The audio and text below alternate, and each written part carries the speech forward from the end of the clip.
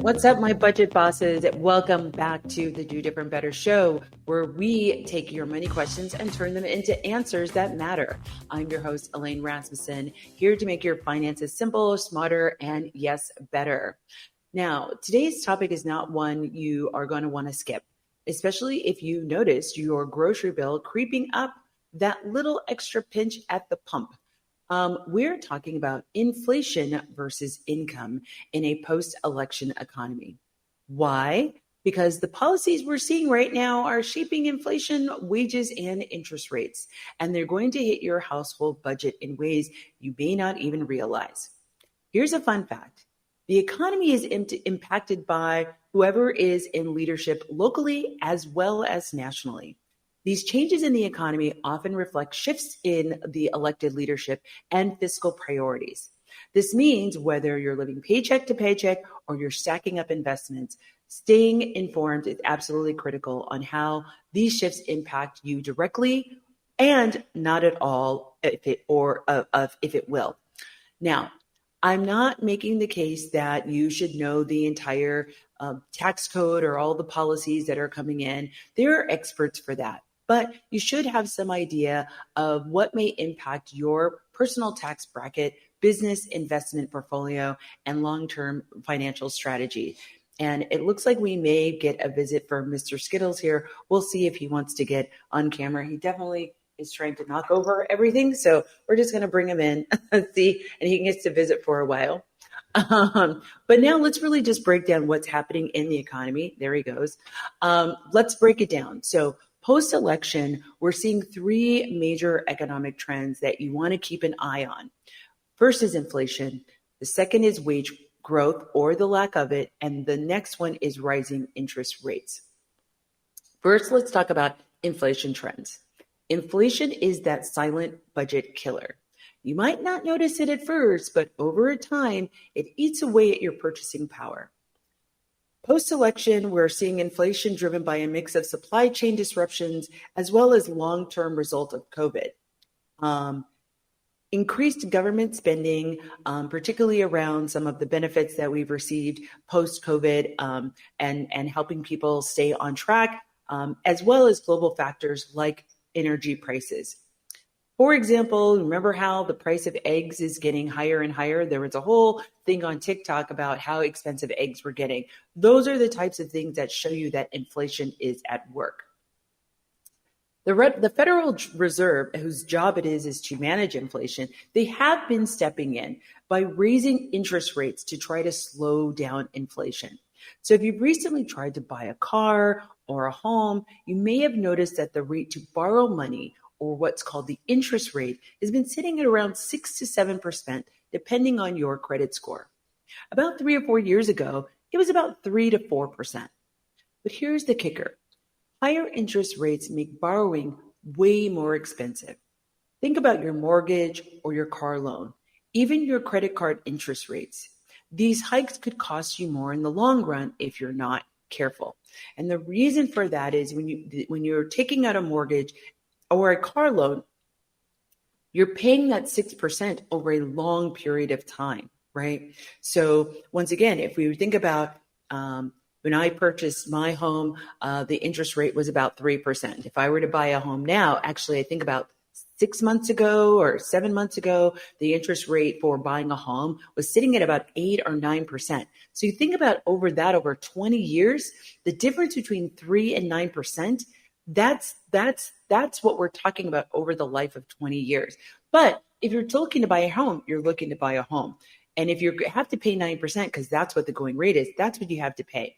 But what you want to think about is where there are opportunities to offset that. And I have lots of other episodes that talk about how you can offset the fact that you might have a higher interest rate on the purchase of a home or a car. Where can you mitigate and offset that? One practice is to pay it off early, right? Pay off and using bi-monthly payments is another way that you can pay down the interest and lower the amount of interest that you're paying on that particular debt. Okay. But we're not here to talk about that today. That's a whole nother show, and we can get in that to another time, right? But we just want to make sure that you're understanding this notion of inflation trends and how it's related to interest rates and how it can impact you. So the next thing that we're going to talk about is wage growth. We're going to talk about wages. Ideally, wages rise to keep up with inflation, but that's not always the case. A lot of industries are still catching up after the economic disruptions from COVID over the recent years. So while some sectors like tech and healthcare are seeing some significant pay increases, others are lagging behind. Ask yourself, is your paycheck keeping pace with your expenses, right? And that's where a budget comes in. If you are budgeting, you will be able to know the answer to that question relatively quickly. But if not, it might be time to renegotiate your salary, explore some additional income if your organization is not in a place to be able to match with that, help, right? Your company is not able to enter into negotiations because their bottom line has been hit. But don't worry, we'll talk about strategies for that later in the show.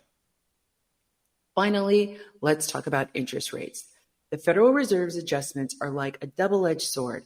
On one hand, raising rates helps cool inflation. On the other hand, it makes loans more expensive. Everything from mortgages to car loans to business lines of credit. For example, if you have an adjustable rate mortgage or a significant credit card debt, these rising rates could hit your budget hard. On the flip side, higher interest rates could mean better return savers on certificates of deposits or CDs or high yield savings accounts. So it's not all bad news that the interest rates go up, right? If you're having your money in a high yield savings account, that means you're going to get more money back because the bank is using your money to lend to other people, right? And they're paying you a higher premium to be able to borrow that money. So what does all this mean for you? Let's break it down into three key areas: your household, your household budget, your savings, and your investments. So first, your budget. Rising prices mean you'll have to prioritize needs over wants. That might mean rethinking dining out, subscription services, or all those little impulse buys. Start by reviewing your business habits and identifying areas where you might want to cut back. There are some great tools for this. Once again, not sponsored, but there's like Rocket Money. There used to be a platform called Mint. I don't think Mint is around anymore, but those you can put all your credit cards and all of your your bank account information, and it will do an analysis of how much you're spending on subscription, if you have duplicate subscriptions, and where you might want to cut those subscriptions because you might want to turn that money into actually paying down some debt that you owe, whether it be credit card debt or maybe paying off your home faster by taking that extra $100, $200, $300, $400 that you have in subscriptions and putting that towards maybe even investing as opposed to all these subscription services. Next, let's talk about savings. If you are relying on a standard savings account with a low interest, it's time to rethink that. There are high yield savings accounts or treasury bonds that might give you a better return in this high return environment, right? So if you are at a bank, go talk to them. Do you have any high yield savings accounts right now? Some savings accounts, they are going for about 4 to 5%. About 6 months ago, they were sitting at 6.5%. But there's no time like the present. Don't think that because yesterday's price isn't today's price that there isn't an opportunity. You should definitely put your money into high yield savings account, particularly if this is your first foray into investing. It's a simple thing to do. You can do it at the bank that you're already at, but I also encourage you to shop around. There's some really great rates that are happening, particularly at credit unions. So you don't necessarily have to put it into a high yield savings account at the bank where you have your checking account. You might want to think about putting it someplace else, especially if someplace else has a higher rate. Finally, let's talk about investments. So rising interest rates often lead to stock market volatility. So you'll want to diversify your portfolio. Consider some inflation-resistant assets like commodities. Commodities are things that are there might be different people selling them, but it's the same no matter what. So things like eggs are a commodity, rice is a commodity. These are things that there's not much different between whoever is selling them, but they're also things that we all need, right? Those are assets that are considered commodities, or what are called REITs, or real estate investment tools, right? These are investment opportunities which can hold up well in uncertain times, right? Investing in real estate, one of the axioms of financial sayings is that, real estate always goes up over time. So investing in real estate is always a good idea, but you also want to think about location, location, location, and can you afford the maintenance of that, especially if you're buying an undeveloped lot, like a plot of land. You're going to have taxes that you're going to have to pay. There might be some upkeep that you might have to pay so you don't incur any fines. So making sure that you can manage all of that. But once again, these are all the things that you want to be paying attention to.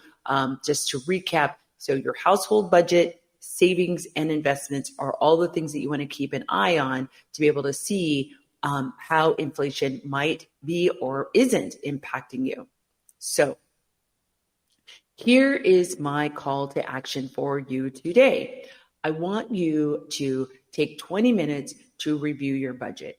And if you don't have a budget, I want you to create one. And once again, a good way to create a budget is by using some of these tools. You put your bank account information in there, you put all your credit card information in there, and it will do an analysis and actually tell you what your budget currently is for you to be able to now make some informed decisions of like, wow, I didn't know that I'm actually spending more than what I'm bringing in, or that I have $300 in subscriptions. So now you can now play an active role in your budget to be like, oh, I need to shift some things around.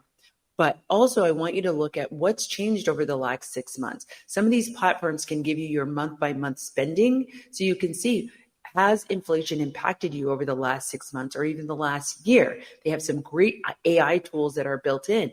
And if it doesn't, one of the things you can do is take your spending month by month, create a PDF, upload each PDF for the last 6 months into an AI platform, right? And have that AI platform or a GPT platform give you an analysis of like, has my spending been going up over the last 6 months? Where has been the biggest increase in my spending over the last 6 months? What would you recommend that I change if I were looking to buy an investment property in the next 12 months? So this is another place where AI can be a really powerful tool, but some of these tools already have AI built into them already. So you might want to see what's native to the platform. But if it isn't, once again, these platforms can spit out reports for you. And so with that report, you can upload that into some AI or GPT platform. Maybe you've built your own and ask it some questions about doing some analysis of your information, right? But my call to action, look at what's changed over the last 6 months. Are you spending more on food? Are you spending more on gas? Are you spending more on housing? Maybe you pay rent and your rent has gone up. Maybe you are traveling and you're noticing that your hotel bills are going up over time. Your vacation expenses, you've been going to the same place every year, but it looks like now you've spent twice as much money on that vacation spot than you did in years past. These are all the signals that are telling you that inflation may be having an impact into your personal bottom line or your business's bottom line. But I want you to identify one area where you can cut back. You can cut back, even if that's only 10%. Or maybe you want to give a dollar value of like, hey, I want to find $300, $400, $500 in this budget so I can start putting in that into some investment vehicle. Or I want to take that $500 and putting it into a high yield savings account because I anticipate wanting to put a down payment on an investment property.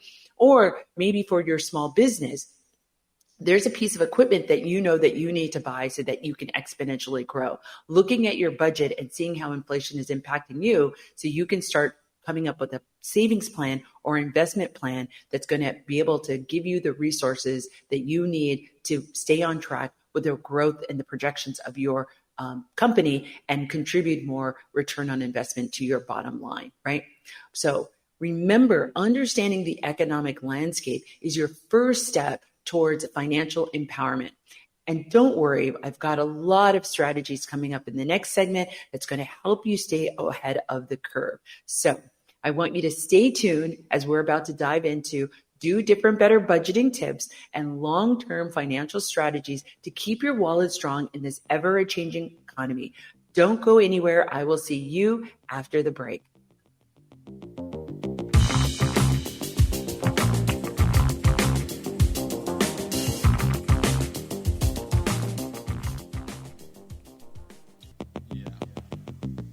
Welcome back, my financial warriors. We're diving into the practical side of managing your money through these unpredictable economic times. Inflation is rising. Interest rates are climbing. They're actually going down a little bit, but they're still pretty high. But our wallets are definitely feeling it.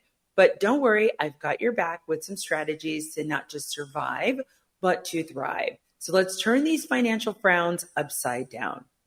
First up, let's talk about adjusting your budget for this inflationary era. The key here is needs versus wants. Okay? I want you to start by identifying your non-negotiables, right? That's your shelter, your housing, your utilities, your food, your transportation, and your healthcare. I want you to take care of yourself, right? Then look at your discretionary spending. That daily latte, a want. Streaming 3 different platforms, definitely a want. The trick here is to be honest with yourself. As honest as a scale after a holiday meal, right? It gets easy for us to delude ourselves into, you've probably seen that meme on Instagram of like, oh, I only have 3 streaming, I have only 3 subscription services. Turns out the person had 13, right? Our brain is the most sophisticated trickster, right? It will trick us into thinking that things are much different than what they actually are. So using some tools, particularly a money management tool to actually see what's going on, it's going to be super helpful for you to be honest with yourself about what's going on and where you're spending your money, okay? But here's where you can get creative with how you can think about managing your money in your paycheck. Opt in for bulk buying for staples like rice and pasta and toilet paper, anything with a long shelf life. So there's lots of stores where, there's the package brand, and then you have the bulk aisle, right? So that might be granola, that might be rice, that might be trail mix, that might be coffee, right? Part of the price that you're paying when you go to the store and you're taking it off the shelf is the packaging. So when you go in and shop for, in the bulk section, you could save up to like $1 or $2, maybe even more. And if you multiply that by every product that you buy, that could be significant savings over the course of not only each shopping trip, but over the course of a year. But also, you can switch to generic brands. They're often just as good as the name brands. Not in every case, I admit. We all have that one thing of like, no, the name brand is way better than the generic. But sometimes, like, especially when it comes to things like cereal or any kind of mixes, a lot of times it's the same manufacturer. If you look on the box of the name brand product and you look at the manufacturer or distributor and you look at the generic brand, oftentimes they are the same name, right? So this just goes to show you that there may not be a big difference. Or you might find a generic brand, while it may not be exactly like the name brand, it's actually pretty darn good and it's pretty darn close, and it's $2 to $3 or $4 cheaper than the name brand. Then there's doing DIY.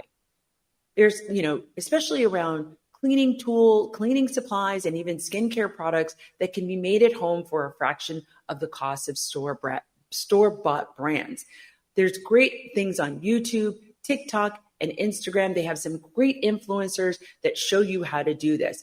Even for folks with the most sensitive of allergies, there is an influencer that has figured out how to create a cleaning supply from scratch, right? And once again, because you might be buying these products in bulk, you can mix them yourselves, buy a really nice container for them. I've seen dishwashing soap made. I've seen detergent. I've seen fabric softener. I've seen even wrinkle release, right? And I love wrinkle release, but if I could do that for a fraction of the cost, I think wrinkle release right now is selling for like $6-7 a bottle. And there's an influencer that shows how to make it for like $2 for the same size bottle.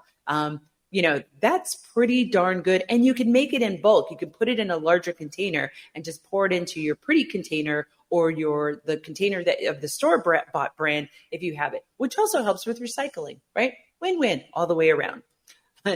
So here's an example. Let's talk about groceries. Planning your meals for a week can significantly cut down your food waste and unnecessary purchases.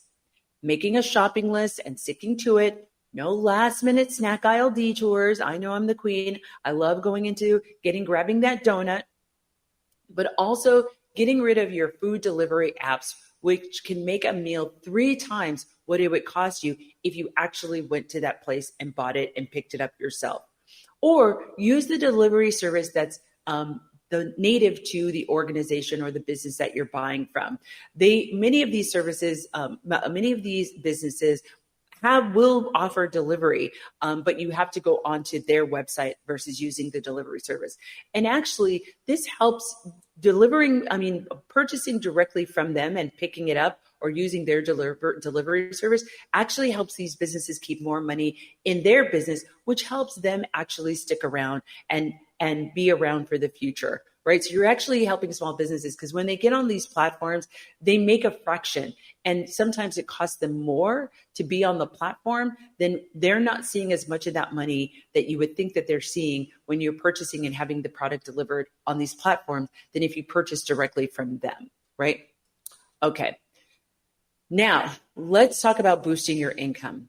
One of the best ways to combat rising prices is to earn more money to offset those higher costs, right? So one way is side hustles. The gig economy, particularly in the last 5 years, has been thriving, especially in urban and third ring suburban areas. Platforms like Etsy and Rover and Upwork offer flexible ways for you to earn extra cash. I'm sure you have a talent that someone needs. Are you a great writer or editor? You could be a tutor because you have a subject matter knowledge, whether it's math, you can tutor kids or tutor adults around finance management. You're a great organizer. Maybe you're a seamstress. You were taught by your grandmother, but you don't necessarily do that in your daily life. Maybe you love animals or kids. There's a gig for you. Rover allows you to become a dog walker or pet caretaker. There's care.com allows you to support aging people or young children. I will tell you, we do an event and we offer daycare at our childcare at our events. We hire an organization like care.com to hire somebody to come and be our care provider. So maybe you're not available every week or every month, but maybe there's certain times of the year where you have downtime. You can go on these platforms, be of service to someone and earn some extra money and do it on a schedule that works for you. So inflation isn't just affecting you. You have to remember it is also affecting your employer. If you're working at a full-time job or if you're a small business owner, it's impacting you on that side as well. But if you're an employee, you can often use this to leverage when asking for a raise. If you need to ask for a raise, come prepared with data. Document or understand the cost of living increase in your area. What are your performance metrics and how have you added value to the team or to the revenue of the company's bottom line? So, or maybe it's just not the right time to ask for a raise and you want to use some other tactics like a side hustle, right? But once again, if you're going to come to your boss, you're going to come to the company and ask for a raise, make sure you're making a case. Don't just ask for a raise because you're like, my expenses are going up. I need a raise. Come with some hard numbers. I know as somebody who employs people, I really appreciate somebody coming in the time, but also understanding my situation because it's not just you as an employee. Every employee is looking for more money. So you may not be the only person asking for this. So you really want to make sure you make an ironclad case for your employer to decide to give you a raise, particularly if other people are asking for a raise as well, right? So here's another tip. If you do land some extra income, resist the urge to just blow it, right? Instead, take that extra income, put it towards a savings or investments or paying down a high interest credit card. This is about building resilience. Remember, I told you this is a journey, not a destination, and not just about spending everything that you earn, right? Okay, finally, let's tackle the elephant in the room, debt. In a rising interest rate environment, managing debt smartly can help you save hundreds, if not thousands, over time. Okay, so I want you to think about prioritizing high interest debt. Credit card interest rates can easily hit 25% or more. Make it a priority to pay off these balances as quickly as possible. Consider using a snowball method, which is tackling smaller balances first, or the avalanche method, which is focusing on high interest rate debt first. Another option is refinancing. If you've got a mortgage or a student loan, check if refinancing could save you some money. While rates are higher than they were a couple of years ago, refinancing could still offer some better terms if you locked in a less favorable deal. Also, take advantage of any loan forgiveness options, such as federal programs for nonprofit professionals. Also, the Biden administration put in a loan forgiveness program. So if you have any student loans, definitely fill out their paperwork. It is time sensitive. I think that timeline has been extended, but if you have a student loan and you're not sure of whether you qualify or not, go to the website, see if you qualify. Even if you don't qualify, fill out the paperwork anyway. What's it going to hurt? There might be some advantages that happen in the next elected administration that will then be backfilled for anybody who filled out an application previously. So you just never know. So here is my call to action for you. By the end of this month, which is only a few days away, I want you to pick one area of your financial life, whether it be your budget, your income, or your debt. And I want you to make some type of tangible improvement, a quantifiable, tangible improvement. Maybe it's going to be setting up a side hustle account. Maybe it's cutting out one unnecessary expense, or maybe it's paying an extra $100 or some amount of money toward a credit card bill or other bill that you've been meaning to pay off. Maybe it's a medical bill or some other bill. But managing money during inflationary times isn't just about tightening your belt. It's about making intentional choices that set you up for long-term sustainability and success. So I want you to stick around, because in our next segment, we are going to be diving into these strategies for long-term wealth building in an unpredictable economy, and you're not going to want to miss it. So I will see you back at the break after the break when I show you how to do different better.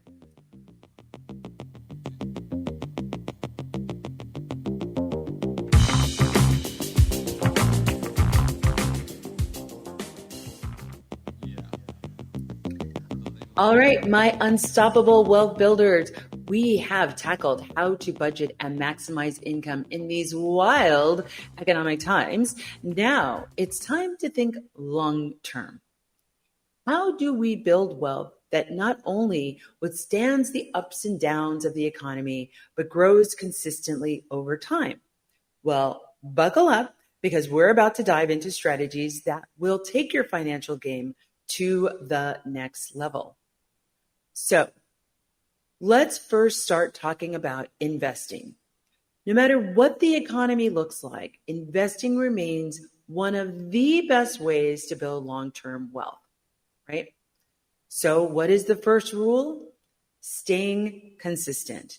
Whether the market is up or down or sideways, investing regularly, known as dollar cost averaging, ensures you're buying stocks or funds at a variety of different price points.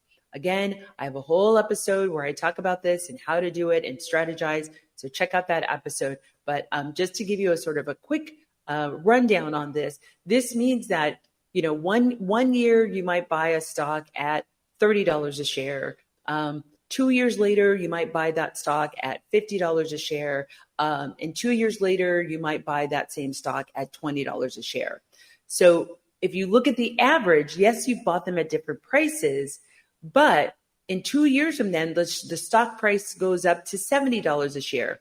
Well, now you've kind of averaged out, still below what the current price is at $70, but you've still made some good margin in between all of those different purchases that you've made, right? So you're kind of averaging the cost out between those, which comes probably to about $35 a share over the life that you've bought this. And now that the stock is at $70 a share, you are still profiting, and you've made different profit at different times that's still on the upward swing. So that's really what we're talking about, of like consistently purchasing or going into the market and investing, right? That you're buying at different price levels, but that on the average, you're trending upwards. And if you look at the stock market since its inception, the stock market has gone up. Like, while yes, there's been some highs and there's been some lows and there's been some really big lows, particularly when we think about 2008, we think about the stock market crash in 1929. We think about what happened as a result of COVID. But if you take a zoom out look at the stock market over the life of the stock market, it has gone up consistently. So the moral of the story there is holding on to your investments and not being shocked by the constant up and down of the market, but that over time, the trend is that it's going to go up, right? The next thing is diversification. Diversification is like a financial safety net. This is a matter of spreading your investments across different asset classes. So stocks, bonds, ETFs, and REITs, and even commodities, right? I have a whole episode on different asset classes, what they are, and what are the different characteristics of those asset classes. So I won't get into that today. But if you want to know more about these and how they work, go check out that episode. But these financial instruments can be used to diversify your financial portfolio and really create a balance of risk and reward. Meaning, during some times when there's high inflation, bonds tend to do better. In times of low inflation, stocks tend to do better. And so by having a portfolio, you have this thing that's actually automatically, think about shock absorbers. By having different a portfolio where your money is in different asset classes, each one of those asset classes is going to act as a shock absorber through the economic ups and downs over the course of a quarter, over the course of a year, over the course of 5 years, and over the course of a decade and longer, right? So here's an example. Imagine a city dweller is investing $500 into a mix of index funds and real estate investment funds. Over 20 years, that steady contribution grows into a six-figure portfolio, even when the market dips along the way, right? So once again, thinking about what are the assets you're going to hold for a long time and what are the assets you want to hold for a short time. Having a clear understanding of that will help you be able to use the levers within your portfolio as shock absorbers, as different the economy shifts and changes, whether it be as a result of an election or whether it be natural disasters or other economic influences. So now let's talk about emergency and opportunity funds. These are your financial lifelines during certain uncertain times, right? So first, we're going to talk about emergency funds. And you may have heard your parents say, hey, save for a rainy day. This is really popular in immigrant communities. They often save cash. And that is great. But I definitely encourage you to take that cash and put it in something that's going to yield interest. So even though you're saving for a rainy day and it's cash, once again, I talked about getting money into high yield savings account. That money can sit there. So I'll just give you like my own personal example. I bought a car about 5 years ago, and I've since paid off the car, but I bought the car through a credit union. The credit union provided me with a loan to be able to purchase the car. As part of that loan, I had to become a member and open a member account. The member account had to have $5 in it. Minimum requirement was for me to have $5 in it. I put the $5 in. I never paid attention to the account. However, I'm getting monthly statements month over month for that account. Over the course of that 5 years, that $5 has now turned into $150 without me doing anything. I have not put any more money into that account. The interest and the levers of the interest rising over the course of the last 5 years has allowed me to make $135 off of $5 without me doing anything. This is the opportunity of compounded interest. And this is why you might want to take your savings, if you're holding it in cash under your bed or in a tin can, and put it into a high yield savings account that is actually going to accrue over time, right? So once again, what would have happened if I had put more money into that account? I have a high yield savings account, but once again, I had to open that account. But I got $135 for doing absolutely nothing. Just imagine if you multiply that $5 by $1,000, $2,000, $100,000, $1 million. What could that accrue to, right? But when we think about having an emergency fund, aim to have 3 to 6 months of your essential expenses, your housing, your utilities, saved up. Keep this money in a high yield savings account so it's accessible when you need it, but it still can earn some interest, right? Then there are opportunity funds. An opportunity fund is like a secret weapon. This is money you've set aside to jump on unexpected opportunities like investing during a market dip or snagging a really good real estate deal, right? So I can't tell you how many times that I've missed out on opportunities and I wish I had an extra, $20,000, right? So I've even implemented this as an opportunity for me in thinking about, I want to be able to snag opportunities, whether it's purchasing a business or purchasing interest in a business that I think is going to have some really good upside. So here's a fun fact. During the 2008 financial crisis, really savvy investors used their opportunity funds to buy undervalued stock. And many saw enormous gains in the recovery years. While yes, 2008 to about 2010 to 2012 was really messy and really ugly, the years after that and getting in really on the ground floor of some of these opportunities led to exponential returns on investments, right? So here's one action step. Set up 2 separate accounts, one for emergencies and one for opportunities. Automate the contributions to both, even if that's just $50 a month, right?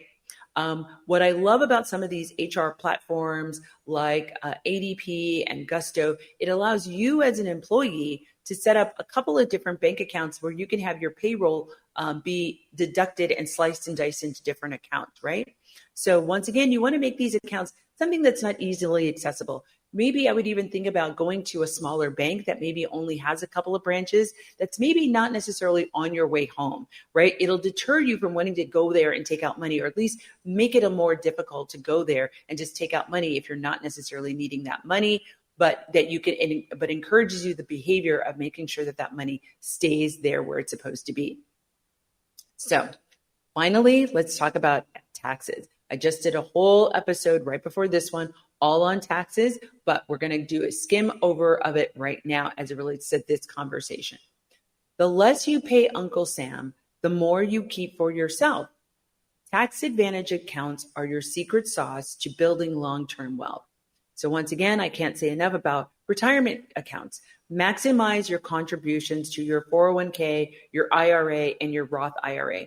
These accounts offer significant tax benefits from deferred taxes to tax-free withdrawals in retirement, right? So once again, 401ks are taken out pre-tax, right? So if you take that money out now, you will be taxed on it, but money you go into an Roth IRA is taken out post-tax. So when you take money out at the time of retirement, you don't pay any taxes on it because you've already paid those taxes.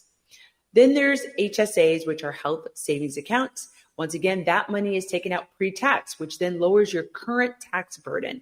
If you're eligible for an HSA, don't sleep on it, right? HSAs are triple tax advantage. They're tax-free contributions, tax-free growth, and withdrawals. You can withdraw on it without paying taxes for medical expenses. So if you have a medical you have a history in your family of a particular ailment, you might want to leverage putting money into an HSA, especially if that ailment comes around a particular certain age. So you can start saving for that in an HSA so that if that event happens, you now have a coffer or you have a plan or some a pile of money that you're going to be able to use to manage your expenses that won't be covered by insurance, right? Then there's tax efficient investing. Look into ETFs and index funds that generate lower capital gains. For high income earners, explore strategies like tax loss harvesting to offset your taxable gains, right? So I know that was a whole lot, right? But I'm hoping that you're starting to understand and think about, okay, what's happening in the economy right now, and really understanding there's so many people who don't really understand how what's happening, whether it be gas prices, whether it be what's happening in the grocery store, how those things are impacted. They're not always impacted by who's the president of the country at that particular moment. Sometimes there are external forces that are dictating whether or not, or there are things that have been inherited by one particular elected administration that then contributes to impacting the next legislation. So thinking about, hey, for all of us who, got PPP loans, that money had to come from somewhere. So some of the implications of what you're seeing right now in the economy are readjustments to pay for some of the benefits that we may have received as individuals, as business owners, of some of the tax benefits that we've received, or some of the checks that we've received as a result of trying to get the economy back on its feet, right? That money still has to come from somewhere. And so that's where we start to see some of these tensions around inflation rates, what we're seeing at the grocery store. So I really hope that this episode is helping you be able to see and understand that our tax strategies and our economy is not just around the policies that are implemented by an elected, but it's also implicated by what is happening in the world. So other countries' economies, other countries' currencies, other countries' natural disasters, other countries' economic gains, all have an impact in what's happening in our economy in the United States, particularly our countrymen to the north and to the south of us. How their economies are doing also implicates when their economies are doing well, they're consuming more. That can have a positive benefit to us. When their economies aren't doing well, they're not purchasing as much. So that might also have an implication to how we might be thinking about how we do while we're thinking about what we're doing, right? So I just hope that this gives you more of a 360 view around thinking about your budget, your personal budget, what you're seeing at the grocery store, and how you are going to think about how will you manage the next inflationary economy, right? What can you do now? What are the shock absorbers you're going to implement into your financial system, right? That is going to help you weather the storm of any sort of economic downturns or even upturns that you want to take advantage of in the future. How do you position yourself well? That's what I'm hoping that you're going to take away from this episode. So in order to do that, I've got a list of a couple of things that you can do. One is review your current tax advantaged accounts. Are you maxing them out to the maximum contribution that you can do? If your company says, hey, we're going to match you at 6%, we're going to match you at 3%, we're going to match you at 10%, put all that money in, right? Especially if you're a young person. Oops, that's my timer. Especially if you're a young person, okay? Number two, look into setting up an HSA if that's available to you through your employer or through some other financial mechanism. And then finally, I want you to research at least one tax-efficient investment option and see if it's right for you and your portfolio, right? All right, my financial warriors, that's a wrap for today's episode. We have covered how to think about long-term and consistent investing, building emergency and opportunity funds, and leveraging tax advantage accounts in this inflationary times. Now it's time to take action. So I want you to pick one strategy from today's episode and implement it within the next week. Small steps lead to big results. And remember, your financial journey isn't about perfection. It's about progress. Whether you're starting out just today or you're already on your way, or every move you make towards financial security is a win. If you love today's episode, make sure you subscribe, leave a review, share it with somebody who needs a little financial inspiration. This is you've been listening to Do Different Better. I'm your host, Elaine Rasmussen, and I want you to continue listening to me to help you build wealth together. Until next time, let's keep doing different better.